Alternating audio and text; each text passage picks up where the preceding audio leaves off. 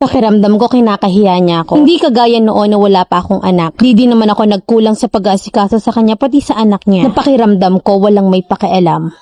28 na ako, kasal at may isang anak. Isa akong housewife at driver naman sa isang private company ang asawa ko. Para makatulong kahit papaano sa pang-araw-araw namin ay nagtitinda-tinda ako ng merienda sa tapat ng bahay namin. Kasama ko ang mga kapatid ko at kahit papaano ay naaabutan ko sila ng kahit pambaon man lang. Nagpapamerienda at the same time konting kita ko ay napapangulam namin sa araw-araw. Wala naman akong masasabi sa asawa ko kasi mabait naman, responsible at masipag naman siya. Kung may pwedeng isideline sa trabaho ginagawa niya talaga para din may pandagdag sa araw-araw. Dahil nga nagre-rent lang kami, nag-aaral na din ang anak namin kaya magastos din sa lahat ng bayarin at kailangan sa bahay. Hindi ko naman masasabi na walang-wala talaga kami dahil kahit na papaano ay wala kaming utang at nakakakain naman ng maayos. Nalulungkot lang talaga ako, hindi kasi ako nakakalabas man lang ng bahay para makapasyal kahit na minsan lang. Araw-araw ay pumapasok ang anak ko at araw-araw ko din hinahatid. Kapag naman off ng asawa ko ay nasa bahay lang siya, cellphone at motor lang ang lagi niyang hawak. Niipasyal kami, hindi niya naiisip. Hindi naman ako maluhong tao, gusto ko lang ay may pagkukusa siyang magbigay ng oras sa amin. Kahit sa malapit lang sana, sa park or sa mall ay okay na sa akin yon. Hindi ko kasi kayang mag-isa lang kami or kami lang ng anak ko kasi hirap ako sa likod ko dahil nga may epekto sa akin yung pagkaka-CS ko nung nanganak ako. Naalala ko nung birthday niya, umaga pa lang nag-aasikaso na ako ng ihahanda ko sa kanya. Di ako nagtinda dahil ilalaan ko talaga yon para sa kanya. 5 PM na siya nag-out at ang sabi niya may konting salo-salo lang daw sa trabaho. Ang reply ko naman ay okay lang, total nagluluto pa naman ako. 6 PM ay tapos ko nang maluto ang lahat pero wala pa siya. Hanggang sa nag 7 PM at 8 PM ang sabi niya nahihiya daw siyang umalis kasi nandun daw yung boss niya at naghanda pa ulit. Ang ginawa ko, pinamigay kong lahat ang niluto ko at pinakain ko lang sa anak ko at hindi na ako nagtira ng para sa akin. Nakakawalang ganang kumain nung time na yon kasi yung akala ko na masayang birthday ay inuna pa yung iba sa amin. 9 PM ay nagchat siya sa akin na pauwi na siya. 9:30 siya dumating at naging okay din naman kami nun. Isa na rin sa kinakakasama ko ng loob ay yung laging umaalis at may lakad siya sa trabaho niya. Nag-outing, naglalaro, banding, punta sa malayo at hindi na niya muna ako tinatanong bago umalis. Na minsan pa nga ay nakaredy na yung susuotin niya sa box ng motor niya. Ang masakit pa dito ay sa tuwing masaya siya, hindi niya naaalala na may pamilya siya. Hindi siya nagpaparamdam maski chat. Alam niyo yung pakiramdam na yung ibang tao na dadala niya kung saan. Kahit ilang oras ang biyahe, kahit malayo, hindi siya nagrereklamo. Kapag sa ibang tao, magaling siyang makisama pero sa akin parang hindi na siya kagaya ng dati. Kapag nga nakikita ko yung mga pictures nila na masaya siya, na samantalang ako ni minsan hindi niya ako pinicturean na kasama siya. Pakiramdam ko kinakahiya niya ako kasi tumaba na ako, hindi na ako kagaya noong wala pa akong anak. Hindi rin naman ako nagkulang sa pag-aasikaso sa kanya pati na rin sa anak niya. Pero sa akin, pakiramdam ko walang may pakialam. Wala din ako mga kaibigan dahil simula pa nung bata ko ay nasa bahay lang ako at nag-aalaga ng 8 pang kapatid. Yung tipong danas ko yung nakakulong sa bahay simula pagkabata. Dahil ako at ang ate ko ang nag-aalaga sa mga kapatid ko ay ganun pa rin hanggang ngayon na nag-asawa ko at may anak.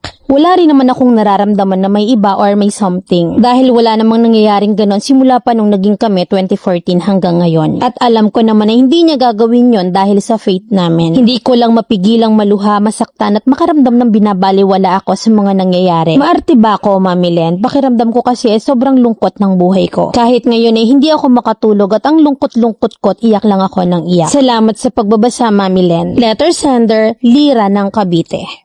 Sabi mo hindi siya nagkukusa. Why not na mag-try kang mag-extra effort? Then if wala pa rin, vice versa, iparamdam mo yung pinaparamdam niya. Yung mga nakasanayan niya, unti-unti mong alisin. Para maisip niya yung mga kakulangan niya. Pag tinanong bakit nagbago ka na di taste your own medicine na lang. Para hindi masakit sa'yo na mag-expect. Ito kasi yung nakakalungkot sa pag-aasawa, yung mismong katuwang mo sa buhay, hindi ka ma-appreciate. Hindi biro ang maging isang ina. Lahat ng makakabuti para sa kanila, lahat yun binibigay natin unconditional. Swerte ng lalaki na makakakuha ng babaeng madiskarte at ma-effort. Swerte rin naman ang isang babae na makakuha ng good provider. That's the reality fact. Hindi ka maarte. Masarap din kasi sa feeling yung na-appreciate yung pagod mo. Yun bang hindi mo need magpasaring, yung ma-appreciate ng kusa. Maraming lalaki na hindi ma-effort, walang pakiramdam. Given na nag-work sila for our needs, kaya nga laging sinasabi i-enjoy natin habang dalaga pa. Kaso sa case mo, sa ramin yung magkakapatid ay hindi mo rin yun nagawa. Mami, iisa pa lang yung anak mo, make happy moments kasama siya. Sabi mo, madiskarte yung asawa mo. Yun yung siguro yung yung love language niya, I guess. Naakala niya kasi yun na yun. Iparamdam mo yung hinaing mo or small talks before bed. Erase mo yun kasi sabi mo naman okay siya dati so baka naman mahilot pa. Tingin ko kasi sa'yo hindi ka nagre-raise ng concern nakikiramdam ka lang na mag-e-effort siya. Accept the fact na may mga lalaking nagbabago. Swerte ng iba na consistent ang pagiging sweet and effort ng mister nila pero bibihira. Yung iba nga pinoproblema yung kakainin araw-araw pambababae ng lalaki, buttered wife or di kaya ay hindi pinanagutan. Iba-iba tayo ng problema, kanya-kanyang dala. Be thankful na hindi mo problema yung problema nilang mas malala. Mami, love what you have, be thankful for what given at gagaan yung pakiramdam mo. Huwag mong ubusin yung oras mo sa pagsisenti at questionin yung physical appearance mo. Love yourself, isipin mo yung anak mo, bigyan mo ng good memories. If hindi mabigay ng asawa mo yun, ibigay mo sana yun sa kanya. Masarap ka banding ang anak, create memories kasama siya para may pabaon ka sa kanya. Kung asawa mo may isip na yan, yung anak mo hindi habang buhay bata yan. So please remember that.